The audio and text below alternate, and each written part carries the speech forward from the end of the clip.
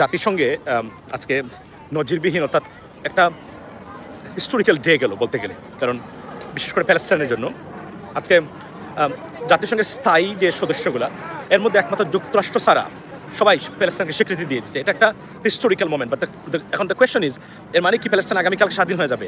That may not be happen, that's fine, because যতক্ষণ পর্যন্ত যুক্তরাষ্ট্র ভেটো দেবে ততক্ষণ পর্যন্ত এখানে বা যুক্তরাষ্ট্র আমাদের কান্ট্রি আমেরিকা এটাকে অ্যাকোমোডেট না করবে ওই সম্ভাবনা আসলে এই মুহূর্তে নাই। তবে আমি যদি বলি ফ্রম দ্য আমি এক ধরনের সাইকোলজিক্যাল বা sentimental win, in regards to the sentimental win, it is absolutely perfect এবং একটা good day for Palestine and it's going to happen, ladies and gentlemen, এবং এটা এর আগে কখনোই ঘটে না, এটা ঐতিহাসিক। অর্থাৎ gradually they are coming to moving forward, honestly speaking. আমরা জানি না এরপরে কী হবে। এবং আমি গতকালকে আমার লাইভে বলেছিলাম যে আরব বিশ্বের যে dimension in terms of politics and আপনার ইউনিটি, এটা একটা নজিরবিহীন ঘটনা। অর্থাৎ ওয়ার্ল্ডের রাজনীতি টোটালি পাওয়ার যেটা একটা জায়গায় ছিল সেটা অলরেডি শিফটেড হয়ে গেছে, এটা আনডাউটেবল। এবং আপনাদেরকে আমি গতকালকে বলেছিলাম যে লাইভে যে আপনার ইজিপ্ট এবং তুরস্কের যে আরেকটা বলয় বা ব্লক তৈরি হচ্ছে, তারপরে হচ্ছে মধ্যপ্রাচ্যের ব্লকগুলা। সুতরাং power already shifted towards different angle. So এটা একটা অর্থাৎ পাওয়ার একটা জায়গাতে সীমাবদ্ধ থাকবে না আগামীতে, এটা সবচেয়ে বড় বাস্তবতা। এখন আমরা মুসলিম বিশ্ব তারা এটাকে কীভাবে গড়ে তোলেন এটা হচ্ছে ইম্পর্টেন্ট। এবং যদি এটা কন্টিনিউ থাকে এবং সত্যিকার অর্থে এটা মানে স্ট্রেন্থেনিং হয়, it's a good news for entire world, for the peace and prosperity undoubtedly, ladies and gentleman. এটা আমি আপনাদেরকে বলে রাখি। এবং এখন মাথায় রাখবেন যে যারা বলেন যে এটা কিছুই না, this is something, it has a special meaning. অর্থাৎ এটা চূড়ান্তভাবে this is the beginning of A final process, আমি যদি বলি আপনাদেরকে এটাই। এবং আরও একটা জিনিস হলো যে সরকারের আজকে দেখলাম যে যেহেতু পার্কে আসি, ঘরে বসে শান্তিমতো আরও সুন্দর করে কথাবার্তা বলা যায়। তার মধ্যে ফোনটা আমি রোটেট অপশনে দেই নাই, সুতরাং এর জন্য এটা আরও একটা বিপদ হয়েছে আমার জন্য। আমি দাঁড়িয়ে কোনো জায়গাতে এখানে রেখে যদি কথা বলতে পারতাম তাহলে ভালো হতো। আমি চেষ্টা করি কোথাও ফোনটা রাখা যায় কিনা, লিসেন জেন্টলম্যান। তবে এর আগে আমি এখানে পেয়েছি, এখানে হয়তো আমি রাখতে পারবো ফোনটা।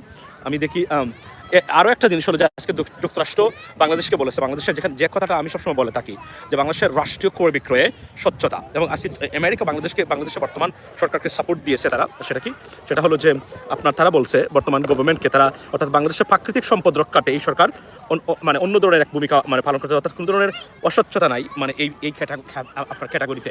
আমি জানি না এটা কীভাবে দেখা না, আসলে হবে না এখানে। সো এটা একটা গুড নিউজ বাংলাদেশের জন্য যুক্তরাষ্ট্রের থেকে। অর্থাৎ এবং এরপরে বলছে যে সরকার IMF বলেছে অর্থনৈতিক ক্ষেত্রে সরকার সীমাহীন সাফল্য লাভ করেছে। So everything going on fantastic.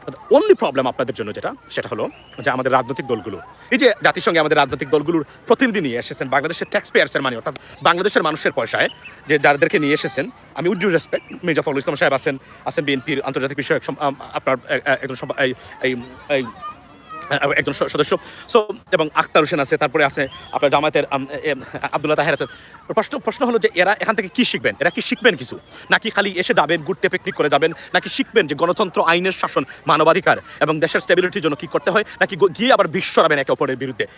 এটাই হচ্ছে আমাদের জানার বিষয়। আমাদের টাকা পয়সা খরচ করে আপনারা যুক্তরাষ্ট্রের মাটিতে আসলেন, জাতিসংঘ একজন রাষ্ট্রপ্রধানের সফর সঙ্গী হয়ে আসা, এটা একটা বিরল ব্যাপার। ইটস আ রেয়ার আপনার যদি বলি অপরচুনিটি বা এক্সপেরিয়েন্স। তো সেখানে আপনারা এসেছেন, দেশে কি করবেন? বাংলাদেশের মানুষের জন্য কিছু করবেন, নাকি আপনারা আপনাদের মতো আবারও গিয়ে চলবেন? তাহলে এই ট্যাক্স পেয়ারদের মানিটা যে আমাদের টাকাটা যে আপনারা এখান থেকে খরচ করলেন, এটা আমাদের জন্য কতটুকু কার্যকর বা কি দরকার আছে এগুলার? এটা হচ্ছে ইম্পর্টেন্ট প্রশ্ন। এই প্রশ্নটা আমি সবসময় রাখবো, কারণ এখানে আসার পরে এখানে রাজনৈতিক ব্যবস্থা সম্বন্ধে জ্ঞান নিতে হবে। দ্য প্রবলেম আমাদের রাজনীতিবিদদের, the problem about our politicians is that তারা মনে করেন যে তারা বাংলাদেশের যে রাজনৈতিক ব্যবস্থা এটাই আসলে সর্বোচ্চ ব্যবস্থা, কিন্তু এটা হচ্ছে ওয়ার্স্ট ব্যবস্থা of this world, one of the worst system, political system or establishment in the world। এটাকে তারা মনে করেন এটাই হচ্ছে গুরুত্বপূর্ণ। এটা কি করতে হবে পৃথিবীতে? এমন রাজনৈতিক ব্যবস্থার মধ্যে এমন অনৈতিক এবং ডিসকাস্টিং ক্যারেক্টারিস্টিক্স বা ব্যবস্থাপনা পৃথিবীর কোথাও নেই, কোনো দেশের রাজনীতিতে নেই, শুধু আছে বাংলাদেশের ক্ষেত্রে। প্রবলেম ইজ তারা মনে করেন এটাই বেস্ট। এই যে তাদের এক ধরনের যেটাকে আমরা বলি elasticity to accommodate the new আপনার প্রসেস, এটা একটা বিশাল বড় প্রবলেম আমাদের জন্য, লিডিস এন্ড জেন্টলম্যান।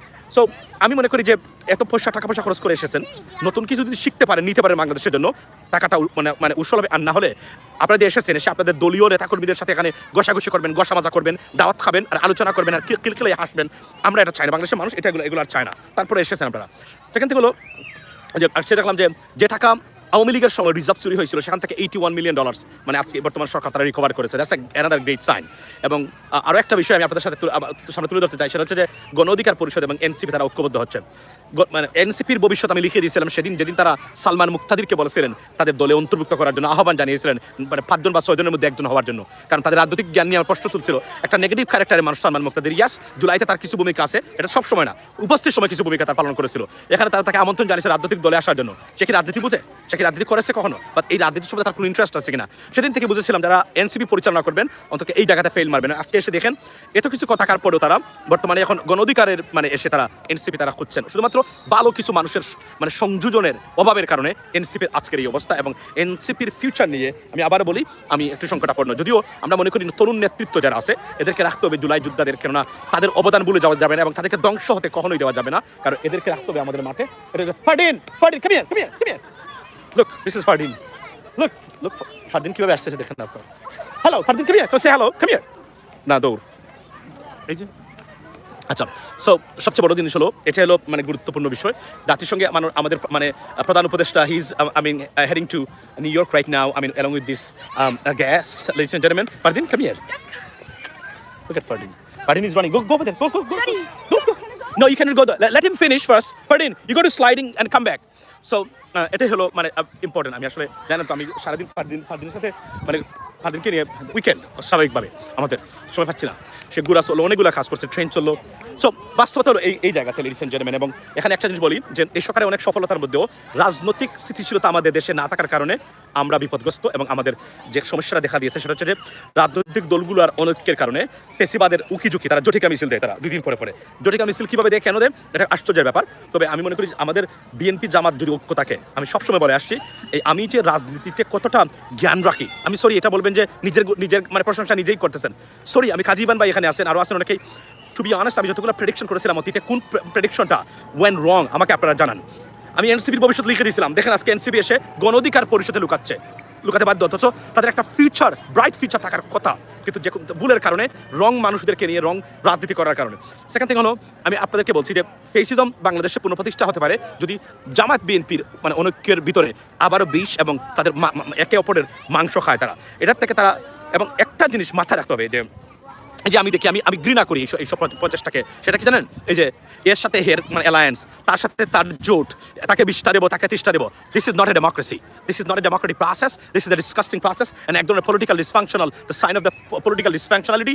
এবং এটা এক ধরনের ইম্পেরিয়ালিজম। আমরা এই গুণে ধরা এবং এই ধরনের বিষাক্ত রাজনীতি এবং ফেল পলিটিশিয়ান গুড় বিরোধিতা করি। আমরা মনে করি রাজনৈতিক সিস্টেমের ভিতরে যে কোনো মানুষ রাজনীতি করবে এবং মানুষের ভোট যদি দেয়, ভোটের মাধ্যমে নির্বাচিত হয়ে রাষ্ট্র ক্ষমতায় যাবে এবং একজন মানুষের রিপ্রেজেন্টেটিভ হবে। কিন্তু এই যে এর সাথে গেলে তাকে 20টা দেবো তাকে 30টা দেবো, আপনি দেওয়ার কে?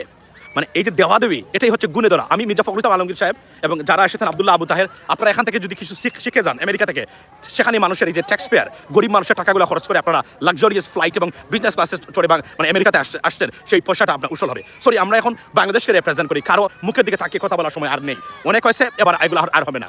মূল জায়গাটা হলো যে আমি জানি সবাই বায়াস হয়েছেন, কেউ না কেউ মানে আপনার কি করতেছেন, অনেকে বলছেন যে শাহেদ ভাই বিএনপির পক্ষে কথা বলায় প্রতিদিন বিএনপির ভোট কমে। শাহেদ ভাইয়ের জন্য ভোট না কমলে শাহেদ ভাইয়ের মতো কিছু মানুষ যারা আছেন তাদের জন্য বিএনপির ভোট প্রতিদিনই কমছে, কারণ ওনাদের মানে সাধারণ জনগণের কাছে ওনাদের কোনো গ্রহণযোগ্যতা নেই। থাকতে পারে সাংবাদিকদের কাছে, থাকতে পারে বিভিন্ন টেলিভিশন মালিকদের কাছে, কিন্তু সত্যিকার অর্থে সাধারণ জনগণের কাছে ওনাদের কোনো ভ্যালু নাই, কেননা ওনারা ভ্যালুলেস বিভিন্ন কারণে, নৈতিকতার কারণে, বিভিন্ন পজিশনের কারণে। এবং ওনারা যে সত্যিকার অর্থেই যে আসলে কোনো পলিটিক্যাল অ্যানালিস্টও না, সেটা প্রমাণ হয়েছে বারবার তাদের মিথ্যা তত্ত্ব, মিথ্যা আশ্বাস, মিথ্যা কথাবার্তার কারণে। আপনি যদি দেখেন, সো মূল জায়গাতে হলো যে আমি চাই আমাদের রাজনীতিবিদরা আমেরিকাতে যারা এসেছেন অন্তত শিখবেন এখানে এই যে অ্যালায়েন্সের গুড় বিরোধিতা করবেন। এগুলা করেই তারা পলিটিক্যাল এম্পায়ারিজম বা আপনাদেরকে কুক্ষিগত করে রাখে। মানে গণ অধিকার পরিষদে এইটা, মানে জামাতের সাথে এইটা, চরমুনার সাথে এইটা, বিএনপির সাথে এটা মানে আপনি মানে নির্বাচন হবে, অ্যালায়েন্স কিসের, প্রার্থী দিবেন আপনার দেন, তারা বাংলাদেশের মানুষ ভোট দিলে মানে নির্বাচিত হয়ে আসবে। যেমন দেখেন, আমি বারবার একটা জিনিস বলি, আমি আপনাদের পক্ষে একমাত্র মানুষ মানে এই মুহূর্তে বাংলাদেশের মানুষের পক্ষে। কিভাবে আপনারা এই গুণে ধরা সমাজকে যদি মানে থেকে উঠতে চান, তাহলে একটাই, সেটা হলো স্বতঃস্ফূর্তভাবে ভোট দিয়ে জনপ্রতিনিধি নির্বাচন করার ব্যবস্থা করে প্রতিষ্ঠা করতে হবে, তার কোনো বিকল্প এর বাহিরে আপনারা বাংলাদেশের গণতন্ত্র এবং সুশাসন প্রতিষ্ঠা করতে পারবেন না। আমাদের রাজনীতিবিদরা 24/7 তারা যে কথাবার্তা বলে, প্রতিদিন 10 ঘন্টা কথা বললে 9 ঘন্টা তাদের অন্ততকে 60 ঘন্টার ভিতরেই আইনের শাসন, মানুষের অধিকার, মানবাধিকার, গণতন্ত্র, আপনার দেশ নিয়ে পরিকল্পনা করার কথা, কিন্তু তাদের 99% কথা শুরুই হয় 71, 75, 72 আর 1947 দিয়ে। এই গুণে ধরা এবং পিছনে পড়ে থাকা রাজনীতিবিদদের দিয়ে বাংলাদেশে আইনের শাসন এবং গণতান্ত্রিক এবং গুণগত কোনো পরিবর্তন হবে না। লিখে দিতে পারি আজকে আপনাদেরকে, আমার কাছ থেকে লিখিত নিতে পারেন আপনারা। ভাই, নিউ ইয়র্কে দূতাবাস হামলাকারীদের গ্রেফতার প্রসঙ্গে গ্রেফতার নিউজটা নাকি ভুয়া। আমি আপনাদেরকে বলে রাখি, এখন এটা ভুয়া হতে পারে যদি কনসাল জেনারেল মিথ্যা তথ্য দেন, তাহলে ভুয়া। যদি স্টেট ডিপার্টমেন্ট তাদেরকে মিথ্যা চিঠি দিয়ে বলে যে আমরা গ্রেফতার করেছি, তাহলে ভুয়া। আর না হলে এটা ভুয়া আপনি কীভাবে বলবেন? যেখানে স্টেট ডিপার্টমেন্ট মানে লেটার দিয়ে আমাদের অ্যাম্বাসাডার, তারপরে এটা তো আমার বক্তব্য না, আমি তো তাদের বক্তব্য প্রচার করেছি, এটাকে আপনাদেরকে বুঝতে হবে। আমি তো আমার বক্তব্য এখানে প্রচার করিনি। আমাকে কনসাল জেনারেল যা বলেছেন, নিজের মুখ থেকে দেখা, ওনার মুখ থেকে শোনা, কাছাকাছি ছিলাম, দেখা করে এসে তারপরে চিঠিটা পর্যন্ত আমরা নিজে দেখে এসেছি। তো এই চিঠি কীভাবে মিথ্যা হতে পারে, এই প্রশ্নটা যদি হয়, তাহলে কনসাল জেনারেল বা আমাদের যে দূতাবাস অথবা আমাদের যে কনসাল জেনারেল যে অফিস, তারা এটা দায়িত্ব নিতে হবে। কিন্তু এটার মধ্যে অনেকগুলা, কারণ এখানে মিথ্যার সুযোগটা কোথায়? তারা কিভাবে মিথ্যা বলবে দিনে দুপুরে? কেন বলবেন? এটা একটা বিশাল। তারপরে আপনি দেখেন যে আমাদের নাম কি, ওই যে বদলুকের প্রেস মিনিস্টার মর্তুজা ভাই গোলাম মর্তুজা, মানে I mean posted about that too. তো এটা মিথ্যা কিভাবে হয়? তাহলে এটা তারা চ্যালেঞ্জ করা দরকার, আওয়ামী লীগের মানুষ যারা আছেন, যেটা মিথ্যা কেন আপনারা বললেন। That is the one thing. আর না হলে এটা অনেকে এটা বুয়া বলতেছে। অনেকে কে বলে? আওয়ামী লীগের মানুষ বলে। আওয়ামী লীগের মানুষ যদি বুয়া বলে এবং মানে এমবাসি কিভাবে মিথ্যা তথ্য দেয়, আপনি আমাকে বলেন তো। এই প্রশ্নটা থাকতে হবে, কিন্তু এটা তদন্ত করা দরকার কিভাবে তারা বুয়া বলে। That's what it is, ladies and gentleman. So আমার বক্তব্য হলো এই জায়গাতে যে বাংলাদেশে আইনের শাসন এবং গণতন্ত্র প্রতিষ্ঠা করতে গেলে রাজনৈতিক দলগুলো রিফর্ম দরকার। এবং আমি আপনাদেরকে বলে রাখি যে আমি এটার গুড় বিরোধী। আপনারা বিরোধিতা করবেন যে এই যে অ্যালায়েন্স করা, তার সাথে জোট করে তোমাকে আমি 20টা সিট দেবো। আপনি 20টা সিট দেওয়ার কে? আপনি কে? মানে এগুলা ভ্রান্ত ধারণা, রাজনীতি থেকে বেরিয়ে আসুন, এগুলা না বলুন। এখন আমাদের সময় এসেছে ড্রাস্টিক রিফর্মের দিকে এগিয়ে যাওয়া। কোন নেতা আমাকে পছন্দ করলো, কোন দল করলো কি না করলো, আই ডোন্ট কেয়ার। দেশের মানুষ যেটা মানুষের জন্য যা বলা হয় সেই বক্তব্য দেবো, সেই প্রচেষ্টা করবো, সেটাই আমরা প্রচার করবো। That is the bottom line, ladies and gentleman. এখানে অনেক মানুষ আছেন, আপনারা সবাই ফ্যামিলি নিয়ে আসছেন এখানে। আসলে এই এরিয়াটা আমি আপনাদেরকে বলে রাখি, এটা কমপ্লিটলি জুস ডমিনেন্ট, মানে জুস পিপল যারা আসে, ইহুদি যারা, তারার এরিয়া বলতে গেলে এখানে। বাট একটা নাম করা park, very clean, very nice. একটা মানে নিউ জার্সির মধ্যে ধনী এরিয়ার মধ্যে পড়েছে এই পার্কটা। শিশুদের জন্য অনেক বিনোদনের ব্যবস্থা আছে, ভেরি ফেমাস পার্ক, সব কিছু আছে এখানে। জু আছে, ট্রেন আছে। এটা দেখলেন আপনি দেখেছেন। ফারদিনকে আমি পাচ্ছি না, কোথায় দৌড়াদৌড়ি করতেছে কে জানে। এদিকে সব দিকে দৌড়াচ্ছে, মা দৌড়াচ্ছে পিছনে। আপনারা দেখেছেন সে মার ফিটনেসের চেয়ে তার ফিটনেস ভালো, যেহেতু সে ইয়ং, দৌড়াচ্ছে এদিকে। তো কথা হবে অন্য সময়। ভালো থাকবেন এবং একটা জিনিসই প্রচার করবেন, সেটা কি?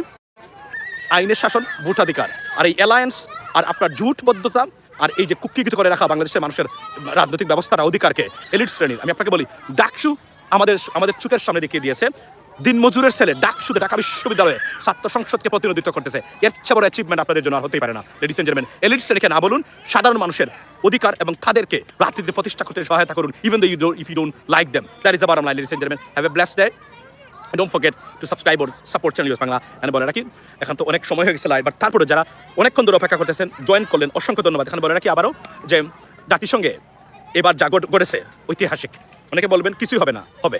This is the beginning of happening something. আমি আপনাদেরকে বলি, যে কোনো কিছু ঘটার এটা একটা বিজ্ঞানী, কারণ এটা নজিরবিহীন। এর আগে জাতিসংঘের স্থায়ী যত দেশ আছে, আপনি যদি বলেন প্রত্যেকটা দেশ, কানাডা, অস্ট্রেলিয়া, মানে অস্ট্রেলিয়া স্থায়ী মানে সদস্য না, কিন্তু যতটা একমাত্র যুক্তরাষ্ট্রবাদে সবাই প্যালেস্টাইনকে স্বীকৃতি দিয়েছে।